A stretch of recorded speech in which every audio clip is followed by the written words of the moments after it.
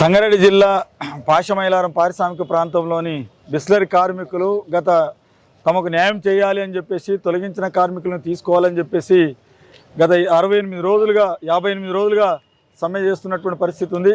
యాజమాన్యం చాలా దుర్మార్గంగా ఈరోజు మొండిగా వ్యవహరిస్తున్నటువంటి పరిస్థితి ఉంది. గత డీసీఎల్లో చర్చలు జరిగిన సందర్భంగా కూడా ఈ డీసీఎల్ వల్ల నిర్లక్ష్యం వల్ల ఇక్కడ జేసీఎల్ ఆఫీస్కి రావడం జరిగింది. ఇక్కడ జేసీఎల్లో ఇప్పటిదాకా 4 దఫాలుగా కూడా చర్చలు జరిగినాయి. ఇప్పటికి కూడా యాజమాన్యం తన వైఖరిని మార్చుకోకుండా కార్మికుల పట్ల కక్ష చర్యలు పాల్పడుతున్నటువంటి పరిస్థితి ఉంది.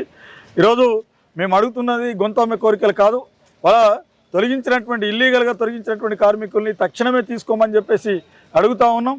కార్మికులకు న్యాయం చేయమని చెప్పేసి అడుగుతూ ఉన్నాం.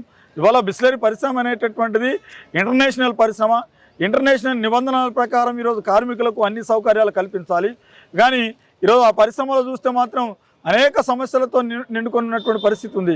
కనీసం క్యాంటీన్ లేనటువంటి పరిస్థితి ఉంది. అలానే వాళ్ళ కార్మికులకు ట్రాన్స్పోర్ట్ కూడా లేనటువంటి పరిస్థితి ఉంది. కనీసం తాగడానికి నీళ్ళు కూడా లేనటువంటి పరిస్థితిలో ఈరోజు బిస్లరీ పరిశ్రమలో ఉంది.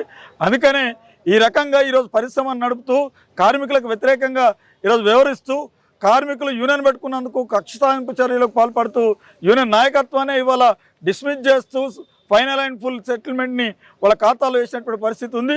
ఇది పూర్తిగా చట్ట వ్యతిరేకమైనటువంటిది, ఇల్లీగలు.